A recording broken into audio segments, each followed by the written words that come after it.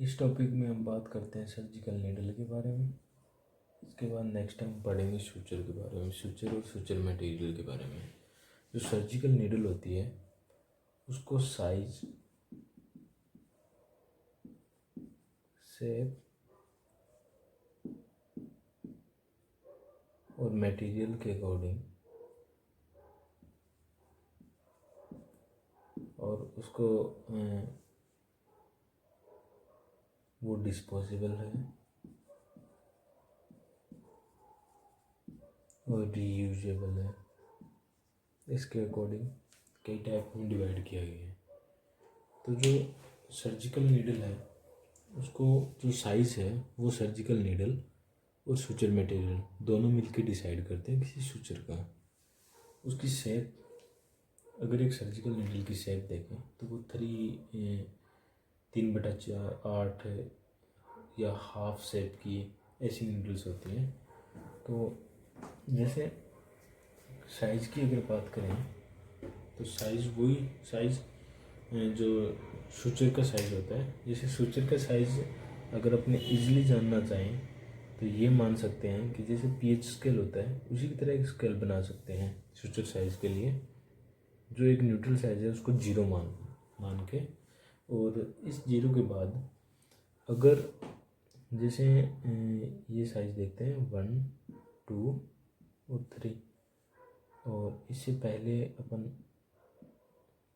1, 0, 2, 0, 3, 0, जैसे अपन ने किसी एक पार्टिकुलर साइज़ को 0 नाम दिया या उस एक 0 साइज़ का जो फिगर डिसाइड किया, उसके बाद उस साइज़ से अगर कोई सूचर अगर बड़ा हो रहा है तो उसको हम इस साइड में रखेंगे 1, 2, 3, यानी वो कितना बड़ा हो रहा है उसके अकॉर्डिंग उसको कौन सा सूचर है, 1 है, 2 है, 3 है, उसी हिसाब से नाम दे देंगे। अगर वो जो 0 साइज का फिगर है अगर उससे वो स्मॉल हो रहा है या उससे और ज़्यादा फाइन होता जा रहा है तो हम उसको 1, 0, 2, 0, 3, 0 इनमें काउंट करते हैं। यानी कि 0 से 1, 0 छोटा होता है और 1 बड़ा होता है। जो 0 सूचर होता है उससे 1 बड़ा होता है और 1, 0 छोटा होता है, और 2, 0 जो है वो 1, 0 से छोटा होता है और 3, 0 है वो 2, 0 से और इन सब से छोटा होता है। इधर अगर अपन देखें तो 1 होता है वो 2 से 1 छोटा होता है और 2 बड़ा होता है। 3 2 से भी बड़ा होता है। जो 0 शेप है वो 1, 0 और 1 के बीच की मीडियम शेप है। इसमें नीडल और सूचर दोनों मिलके इसकी साइज को डिसाइड करते हैं। उसके बाद आती है शेप।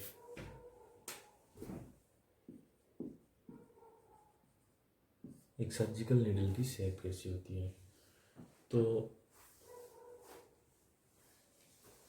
शेप के अकॉर्डिंग अपन देखें तो उसमें जैसे सूचर के ऊपर ही लिखा होता है 3/8 circle, 1 half circle, half circle या 5/8 सर्किल, इस टाइप से। तो इनके अंदर अगर अपन देखें जैसे नायलॉन आता है तो वो 3/8 शेप के अंदर आता है। तो इसको समझने के लिए एक सिंपल सा फंडा यूज़ करते हैं। ये 8 इसका मैक्सिमम होता है। किसी साइकिल को 8 इसका मैक्सिमम मान रखा है इन लोगों ने। तो एक साइकिल बनाया, उस साइकिल को आप 8 पार्ट्स के अंदर डिवाइड कर दो।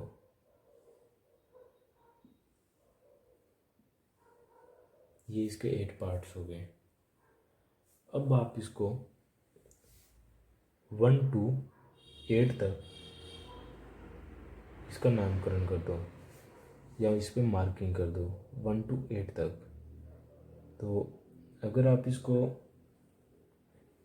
जैसे आप यहाँ से काउंट करो, ये 8 मान लिया आपने, ये 7, ये 6, ये 5, ये 4, ये 3, ये 2 और ये 1। अगर आप ऐसे मानते हैं इसको, तो आप देखोगे कि जो शेप इसकी मिल रही है ना, वो जैसे अगर ये हाफ है तो हाफ का मतलब है कि ये जो हाफ, ये जो लाइन मिल रही है 4/8, ये हाफ साइज है। इसको अपन 1/2 में भी कर सकते हैं, 4 एकम 4, 4 दूनी 8 और एक हाफ, तो ये हाफ साइज है। अब इसके बाद जो 3/8 है वो हाफ साइकिल से कम है, तो ये जो यहाँ से 3 और ये 8 हाफ साइकिल से ये कम है। इस जो ये शेप प्राप्त हो रही है या ये शेप अपने को जो मिल रही है, ये 3/8 साइकिल है। तो इसकी अगर ये 3/8 साइकिल की नीडल देखेंगे अपन, तो वो जैसे आप मानो ये है, ये हाफ की है, तो ये नीडल जो दिखेगी वो ऐसी दिखेगी, हाफ की नीडल। अगर आप 3/8 साइज की नीडल देखोगे तो ये नीडल तो हो गई हाफ की,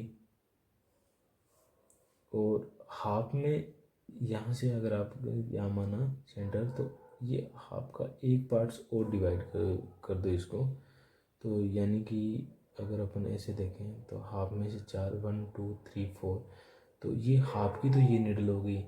अगर आप 3/8 की साइज़ की देखेंगे तो ये 4 तो यहाँ हो रहा है, 3 यहाँ हो रहा है, 2 1 और 8, तो ये चीज़ है। तो आप 8 से 3 तक की नीडल का साइज़ देखोगे तो ये जो साइज़ होता है वो 3/8 साइज़ का होता है। तो ये नीडल अपने को ऐसी शो होगी, इस टाइप से, मतलब हाफ से कम शो होगी। ये होता है शेप के अकॉर्डिंग। जो 5/8 है वो हाफ तो होता है 8 से 4 तक, और 4 के भी एक नंबर ऊपर 5 आता है, तो ये साइकिल इसका यहाँ कंप्लीट होगा नीडल का। तो ये कुछ ज़्यादा कर्व के अंदर होगी ये, इसमें वैसे ऐसी यूज़ नहीं होती है मोस्टली कॉमनली। तो ये है इसकी शेप का। वो मैं एक सूचर की फ़ोटो डालूँगा, उसके अंदर आप देख लेना 3/8 साइकिल की और 1/2 सर्किल की और 5/8 सर्किल की, ये सब नीडल की शेप के अकॉर्डिंग होता है। उसके बाद आप देखोगे कि वो शेप के अंदर एक ऐसा भी आता है कि वो उसकी शेप कैसी है।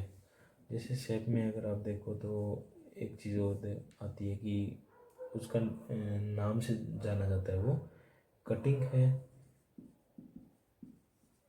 कटिंग नीडल है, या रिवर्स कटिंग है,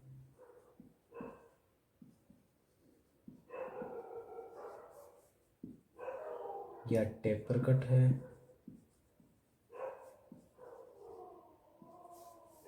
या फिर राउंड बॉडी है।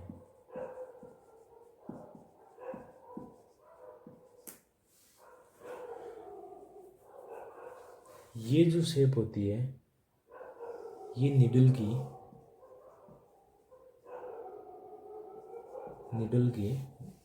बॉडीज को देख के डिसाइड की जाती है कि कौन सी बॉडीज की नीडल है। तो बॉडी को अगर अपन देखें तो एक नीडल का जैसे नॉर्मल अगर अपन शेप देखें ना, नीडल के अंदर क्या होता है कि एक इसका जो शार्प पॉइंट होता है उसको हम टिप बोलते हैं। टिप के बाद जो मेन कर्व होता है उसको हम बॉडी बोलते हैं, ये इसका बॉडी पार्ट है। और जिस पोर्शन पे थ्रेड अटैच होता है उसको हम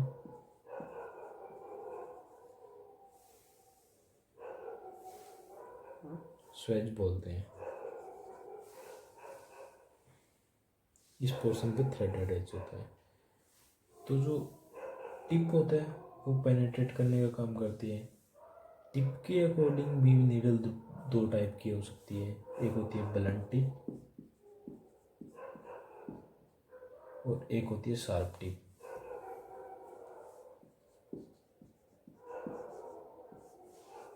टिप के अकॉर्डिंग भी निडल दो टाइप की हो सकती है, एक ब्लंट टिप की, एक शार्प टिप की।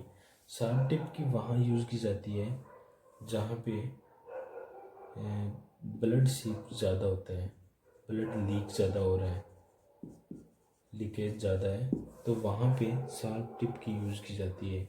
ब्लंट टिप की नीडल यूज़ वहाँ की जाती है कि ब्लंट टिप की नीडल यूज़ करने का मोस्टली यही होता है कि जो निडल स्टिक इंजरी होती है उनके प्रिक होने से उनको प्रिवेंट करने के लिए बहुत सारी जो ब्लड ट्रांसफ्यूजन डिजीज़ है उनको प्रिवेंट करने के लिए ब्लड टिप की नीडल है वो यूज़ करते हैं।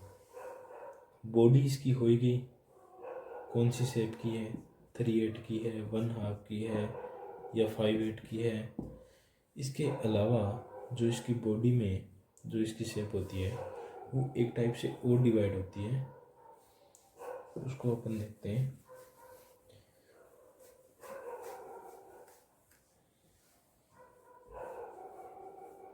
उसमें क्या होता है कि जैसे अगर ये नीडल है, मान लो इस नीडल को अगर अपन यहाँ से कट करें, ये पोर्शन अगर इसका काट दिया, ये पोर्शन अगर कट करके और अगर इसको यहाँ पे बड़ा बनाया तो इसमें क्या होगा कि जो सबसे पहले चलो राउंड बॉडी को मान लेते हैं। राउंड बॉडी की जो नीडल होगी ना उसके अंदर उसके दोनों उसको देखेंगे तो उसको दोनों एंड जहाँ से कट किया है वो चीज़ अपने को राउंड दिखाई देगी। जैसे किसी पाइप को, जैसे ये मार्कर है, मार्कर को अगर यहाँ से कट करेंगे तो इसको अगर ये से देखेंगे तो सेम ये राउंड दिखाई देगा। ये चीज़ इसकी है, ये राउंड दिखाई देगी, तो इसको हम राउंड बॉडीज बोलते हैं। इसको कट करने के बाद यहाँ से भी कट करेंगे तो ये राउंड ही दिखाई देगा, तो इसको राउंड बॉडीज नीडल हो गई। राउंड बॉडीज के दोनों साइड से जहाँ से कट किया है वो राउंड दिखाई देगा, ये राउंड बॉडी नीडल हो गई। इसके बाद जो कटिंग नीडल होती है, राउंड बॉडी जो नीडल होती है, इसको जो ऑर्गन,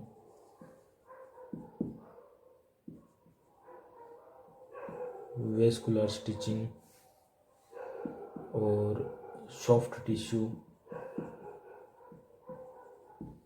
म्यूकोजा, इनको स्टिच करने में राउंड बॉडी नीडल यूज़ की जाती है। उसके बाद जो आती है वो आती है कटिंग नीडल। तो कटिंग नीडल में क्या होता है कि एक होता है कटिंग नीडल, एक होता है रिवर्स कटिंग नीडल। रिवर्स इसका जस्ट अपोजिट जो वर्जन है वो रिवर्स कटिंग है। तो कटिंग नीडल पहले देख लेते हैं। कटिंग नीडल में क्या होता है कि जैसे ये नीडल है, एक नीडल बनी, ये नीडल है, इसको अगर अपन यहाँ से काट दिया, इसको काटने के बाद अगर आप यहाँ बनाओगे इसको, तो इसकी जैसे एक नीडल होती है, नीडल की दो शेप होती है हमेशा। एक तो होती है कॉनकेव साइड की जिसमें कैविटी होती है, ये शेप इसके अंदर वाली रहेगी कॉनकेव, और ये कॉन्वेक्स, ये वाली शेप इधर से अगर अपन देखेंगे तो कॉन्वेक्स। जैसे ये नीडल एस टाइप का अगर कर्व बना रखा है इसने, तो ये जो पोर्शन रहेगा ये कॉनकेव साइड का रहेगा, ये कॉन्वेक्स का रहेगा। तो जो कॉन्वेक्स है ना, ये कॉन्वेक्स, जैसे ये नीडल है, इस नीडल का ये साइड कॉन्वेक्स हो गया, ये इसका कॉनकेव हो गया। तो अगर अपन इसको यहाँ से कट करें कटिंग नीडल को, तो उसका पोर्शन अपन यहाँ देखें तो उसमें क्या है कि ये राउंड नहीं दिखेगी राउंड बॉडी की तरह, ये ट्रेंगुलर में दिखेगी, एक शार्प एंड के साथ ट्रेंगुलर में, जो इतने शार्प कि ये खुद भी अपनी कटिंग टिश्यू को अलग से कर देते हैं और जगह बना लेते हैं। तो इसलिए हार्ड, कोई भी हार्ड सरफेस है, फेसिया है, टेंडन है, उनको स्टिच करने में इनका यूज़ किया जाता है। तो ये स्टर्नम है, स्टर्नम को भी यूज़ करने स्टिच करने में, तो इस नीडल को ये नीडल अपने को इस हिसाब से दिखेगी, इस हिसाब से दिखेगी ये नीडल। तो इधर से इसका दूसरा एंड बना देते हैं। दूसरा एंड बनाएंगे तो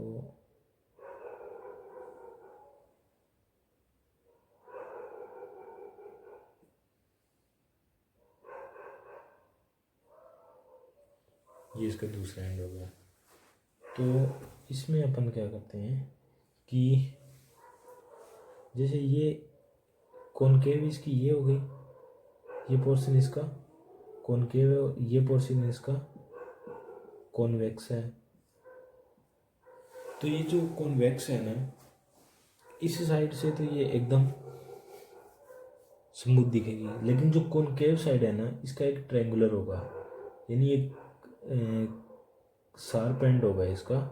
जो शार्प एंड होगा, जो कटिंग होगी, वो कॉनकेव साइड में होगी, कटिंग नीडल के अंदर। ये नीडल टिश्यू की टीयरिंग कर देती है जहाँ से निकलती है। अगर आप इस नीडल से अगर आप स्टिच करते हो तो ये नीडल टिश्यू की कटिंग कर देती है जहाँ से ये निकलती है। जैसे ये इंसिजन है, इंसिजन के बाद अगर आपको इसको यहाँ से यहाँ निकालना है तो ये अगर निकलेगी तो अपनी जो कॉनकेव साइड के अंदर जो इसका शार्प एंड है वो अलग से टिश्यू को टीयरिंग करेगा, और जो अब जब हम इसको अप्रोक्सीमेट करेंगे इस टिश्यू को जब हम अप्रोक्सीमेट करेंगे तो वो सूचर है वो टीयरिंग होके और बाहर आ जाएगा अप्रोक्सीमेट करने पे। यानी ज़्यादा अगर आप उसको करते हो तो वो बाहर आ जाएगा। उसके बाद जो रिवर्स कटिंग जो नीडल होती है, रिवर्स कटिंग नीडल के अंदर क्या होता है कि रिवर्स कटिंग नीडल के अंदर जो ये चीज़ है, इसका जो एक शार्प एंड इसका कॉनकेव साइड में था वो रिवर्स कटिंग में कॉन्वेक्स साइड के अंदर होगा। तो जैसे अगर अपन यही नीडल अगर अपन रिवर्स कटिंग की अगर यहाँ बात करें तो रिवर्स कटिंग की अगर बनाए तो रिवर्स कटिंग का जो इनर एंड होगा वो तो ये इनर एंड ये कॉन्वेक्स कॉनकेव हो गया। इसके बाद जो ये इसका ट्रायंगुलर बन गया, ये नीचे की तरफ है ट्रायंगुलर, और ये आगे की नीडल हो गई।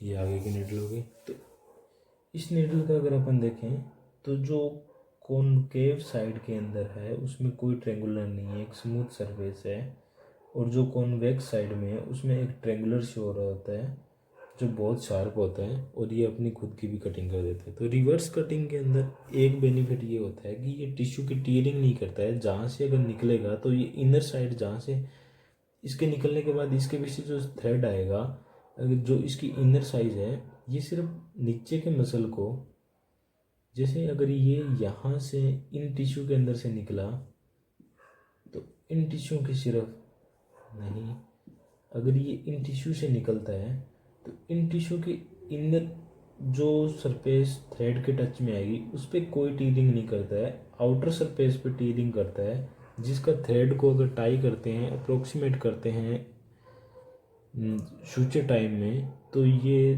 थ्रेड टीयरिंग करके बाहर नहीं आता है। तो इसका ये बेनिफिट ये होता है कि ये जो हार्ड जो फेशिया है, जो हार्ड स्टर्नम को स्टिच कर रहे हैं तो उनसे इजीली निकल जाता है और किसी भी टाइप का टीयरिंग नहीं करता है। तो सूचर भी अच्छा होल्ड रहता है और अच्छे तरीके से दोनों एंड्स है वो अप्रोक्सीमेट हो जाते हैं। इसका बेनिफिट ये है रिवर्स कटिंग। तो मोस्टली रिवर्स कटिंग यूज़ किया जाता है कटिंग की जगह।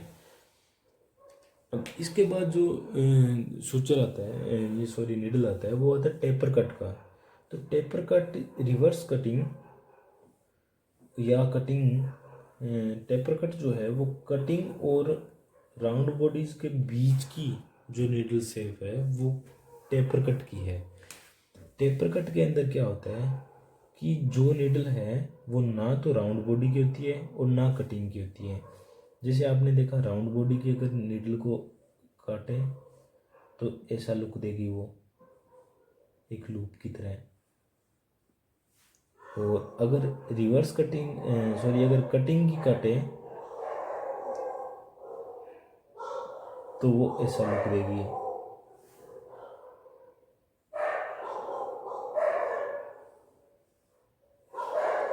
अगर अपन टेपर कट की अगर नीडल कट करें तो टेपर कट की नीडल क्या करेगी कि उसके अंदर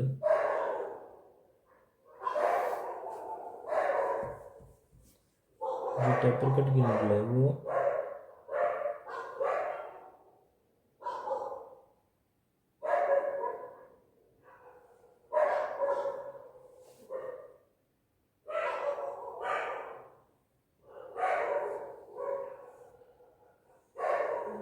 यानी कि उसके जो ये जो किसी भी साइड में कोई भी शार्प एंड नहीं होता है। जैसे इसका ये शार्प है, ये टिश्यू को इंजर्ड करता है, टिश्यू को खुद से कट करता है, लेकिन इसमें जो एक कटिंग नीडल के जो किनारे होते हैं, जैसे ट्रेंगुलर बनता है, एक दो तीन तीन जो किनारे होते हैं, इनके तीनों किनारों को ब्लंट किया होता है, टेपर किया होता है, टेपर करके स्मूथ किया होता है, तो ये खुद से कोई इंजर्ड नहीं करता है। लेकिन इनकी शेप ट्रेंगुलर होती है, तो ये इजीली किसी भी हार्ड टिश्यू से निकल सकता है, या थोड़ा सा अगर कोई फ्रेजल है तो उसके अंदर से ये आराम से निकल सकता है। और जैसे टेपर कट को अपन पेरिटोनियल स्टिच करने के लिए यूज़ किया जाता है, पेरिटोनियल स्टिचिंग के लिए टेपर कट नीडल यूज़ किया जाता है। रिवर्स कटिंग को जैसे स्टर्नम, फेसिया और राउंड बॉडीज को